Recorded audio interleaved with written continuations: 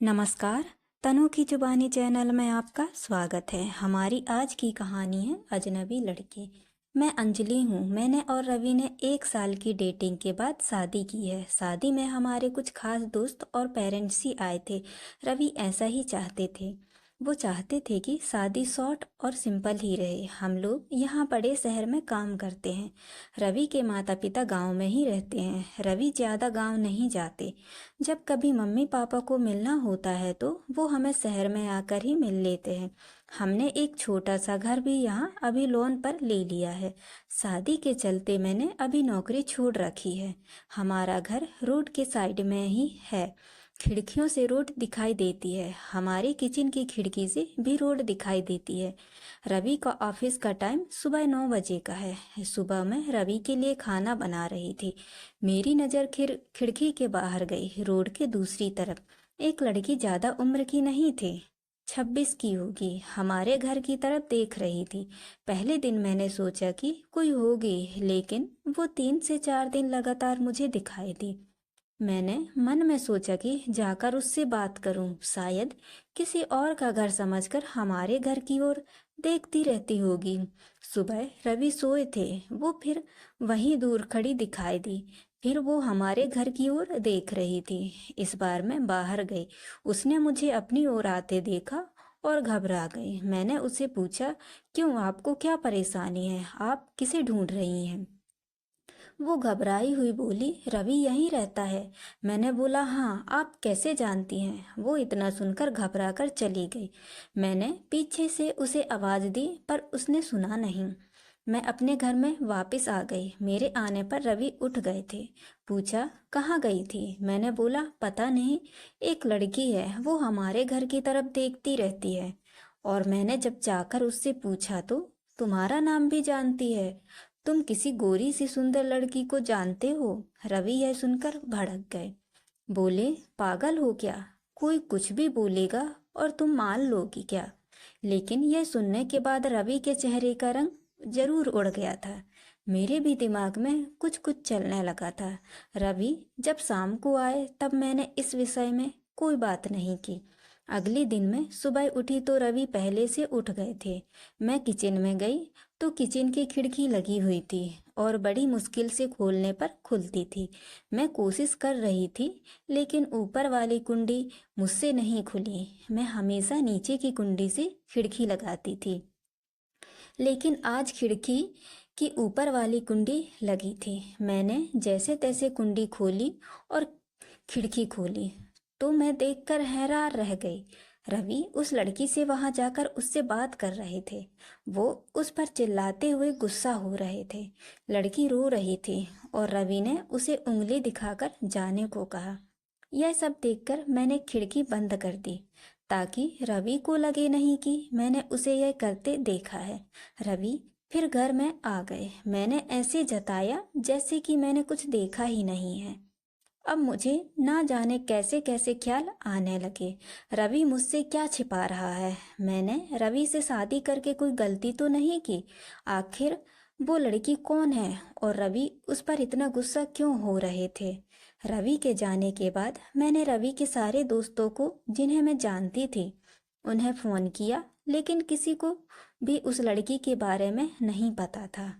मेरी समझ में नहीं आ रहा था कि क्या हो रहा है। रवि से पूछना चाहती थी, लेकिन मुझे पता था कि वो झूठ ही बोलेगा। उसके बाद मैंने उस लड़की को घर के आसपास नहीं देखा। यह सब सोचते सोचते मेरी तबीयत बिगड़ने लगी।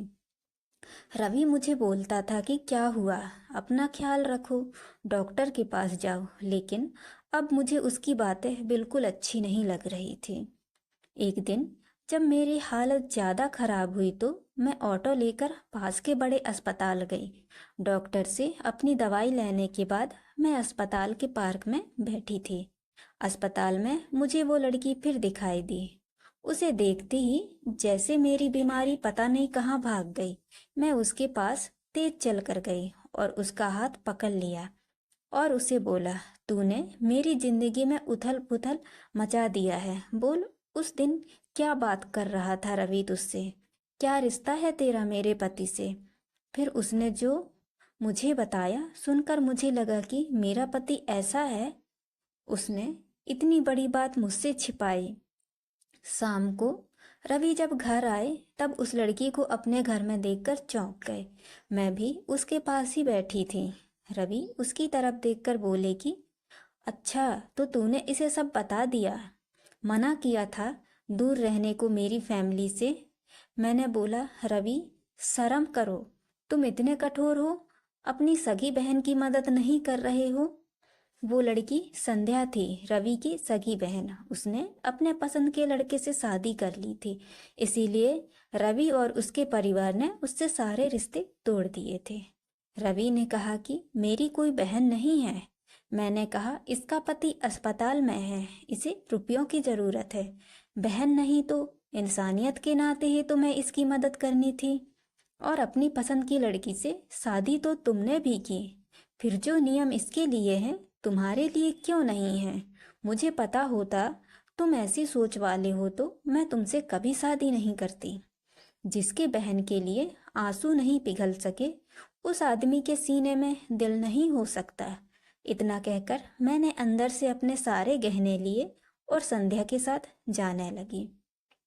हमें जाते देख रवि फूट फूट कर रोने लगे।